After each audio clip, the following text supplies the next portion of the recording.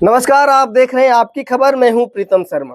अभी एक खबर काफी चर्चित चल रहा है, काफी वायरल चल रहा है और कहीं ना कहीं सभी लोग इस खबर पर बात कर रहे हैं। सभी ग्रामीण बात कर रहे हैं, सभी भारत के लोग बात कर रहे हैं।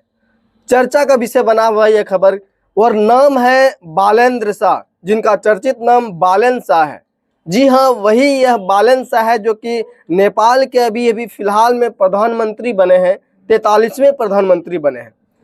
26 मार्च 2026 को उन्होंने प्रधानमंत्री के पद का शपथ ग्रहण किया है और आते ही इस प्रकार से योजना बनाई, इस प्रकार से अनाउंसमेंट करना शुरू कर दिया है कि उसका जो चर्चा जो हमारे भारत में चल रहा है। जी हाँ, भारत में चर्चा का विषय बना हुआ सबसे बड़ा जो मुद्दा है, सबसे बड़ा जो विषय बना हुआ वो है प्राइवेट स्कूल। प्राइवेट स्कूल का स्थिति आप भारत में देख सकते हैं, किस प्रकार से प्राइवेट स्कूल में मोटी फीस, मोटी रकम ली जाती है। और जो है नेपाल में वही चीजें जब बालन शाह अपने पद संभालते हैं, प्रधानमंत्री बनते हैं, तो सबसे पहला जो काम करते हैं, उन्होंने प्राइवेट स्कूल को बंद कर दिया है। अब सोचिए, जब प्राइवेट स्कूल बंद हो जाएगा तो बड़े बड़े लोग जो हैं, बड़े बड़े पैसे वाले लोग और गरीब लोग कहाँ जाएंगे पढ़ने? एक ही स्कूल में जाएंगे और वो होगा सरकारी स्कूल। वही चीज आप सोच सकते हैं, अगर हर व्यक्ति का बच्चा अगर सरकारी स्कूल में ही जाएगा तो ये लाजमी सी बात है, पढ़ाई जरूर अच्छी हो जाएगी, क्योंकि वहाँ पर अच्छे लोग जाएंगे, बड़े बड़े लोग जाएंगे और बड़े बड़े लोग जहाँ पहुँचेंगे वहाँ का व्यवस्था अच्छा होना लाजमी सी बात है और ये होना ही है। तो यहाँ पर सवाल यह उठता है कि क्या भारत में भी प्राइवेट स्कूल बंद हो सकती है? तो सवाल तो है कि प्राइवेट स्कूल बंद हो सकती है या होना चाहिए। आप लोग बताइएगा, क्या भारत में भी प्राइवेट स्कूल बंद होना चाहिए? लेकिन बंद तो होना चाहिए, लेकिन भारत में प्राइवेट स्कूल बंद होना नामुमकिन के बराबर है। क्योंकि आप देखे होंगे, बड़े बड़े जो स्कूल होते हैं, बड़े बड़े प्राइवेट संस्था जो होते हैं, बड़े बड़े प्राइवेट यूनिवर्सिटी जो होते हैं, वो कहीं ना कहीं बड़े बड़े लोगों की होती है। अब सोचिए, बड़े बड़े लोगों की कमाई का जो मुख्य रूप होता है वो बड़े बड़े स्कूल होते हैं। तो भारत में ये चीज़ें होना कहीं ना कहीं काफ़ी जो है मुश्किल लग रहा है। बाकी आप क्या सोचते हैं कि क्या होना चाहिए? किस प्रकार से मोटी मोटी फीस वसूला जाता है, प्रत्येक वर्ष जो है री एडमिशन किया जाता है और फी जो है प्रत्येक वर्ष बढ़ता है। कहीं ना कहीं ये गार्जियन पर जो काफ़ी दबाव बनता है। और उसके बाद किताब जब देखिएगा आप, अदर जो ब्रांड होता है, यानी सरकारी जो किताबें आती है 60 रुपया, 120 रुपया, यानी ज़्यादा ज़्यादा 150 रुपये तक में अच्छी अच्छी किताबें आ जाती है।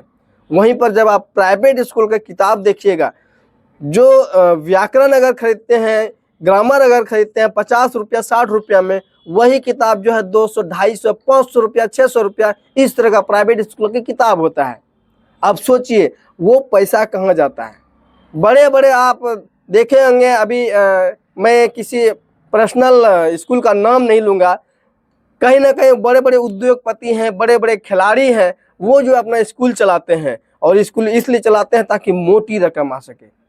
और एक बात, सबसे बड़ी बात ये भी है, जानते हैं, भारत में जो लोग होते हैं उनका मानसिकता भी उसी तरह का है। जो अगर ज़्यादा फी दे रहे हैं वो गर्व से बोलते हैं कि हम जो बहुत अच्छा स्कूल में पढ़ा रहे हैं, ज़्यादा पैसा दे रहे हैं, प्रत्येक महीना जो 10,000 20,000 मंथली दे रहे हैं ट्यूशन चार्ज, यानी कि पढ़ाने का चार्ज, तो वो गर्व से बोलते हैं कि हम जो बहुत अच्छा स्कूल में पढ़ाते हैं अपने बच्चे को। लेकिन कहीं ना कहीं एक सवाल है, सवाल यह है कि भारत में क्या नेपाल के तरह ये होना चाहिए? अगर सोचिए, अगर प्राइवेट स्कूल बंद हो जाए तो कहीं ना कहीं जितने बड़े लोग हैं, बड़े पैसे वाले लोग हैं, तो वो भी सरकारी स्कूल में जाएंगे और जब सरकारी स्कूल में जाएंगे तो ये लाजमी सी बात है कि शिक्षा में सुधार होगी। और ये भारत में जानबूझकर जो है सरकारी चीज़ों को ऐसा बनाया जाता है ताकि जो लोग प्राइवेट में जा सके। आप प्राइवेट हॉस्पिटल का ही हाल देख लीजिए। प्राइवेट हॉस्पिटल में जहां आप पैसे दीजिएगा हर सुविधा मिलेगा, हर बढ़िया चीज़ मिलेगा, और वहीं आप सरकारी में जाइए तो आपको कुछ नहीं मिलेगा। तो ये जानबूझकर ये जाल फैलाया जाता है ताकि जो है प्राइवेट में कमाई कर सके। और ये कमाई जो छोटे लोगों की नहीं होती है, ये कमाई बड़े लोगों की होती है। वो वही बड़े लोग होते हैं जो आप पे राज करते हैं। और ये सवाल उठाना जो है आपके क्षेत्र के नेता विधायक जो भी हैं उनको चाहिए। लेकिन और सबसे बड़ी बात, अगर आप आम जनता हैं, आप पब्लिक हैं, आपको भी ये सवाल उठानी चाहिए।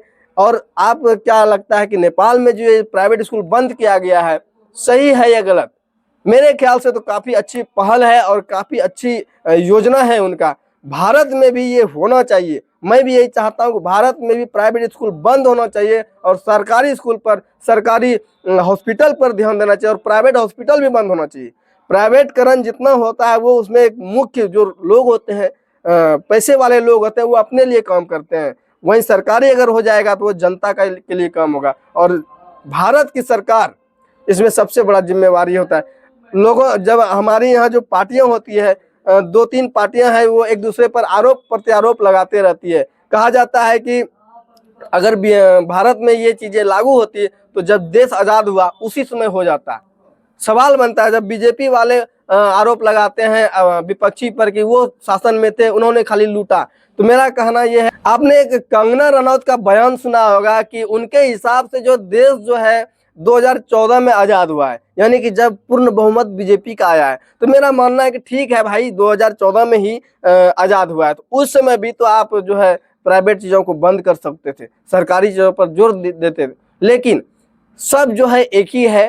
तो आम जनता से मेरा अपील है कि आप क्या कुछ सोचते हैं?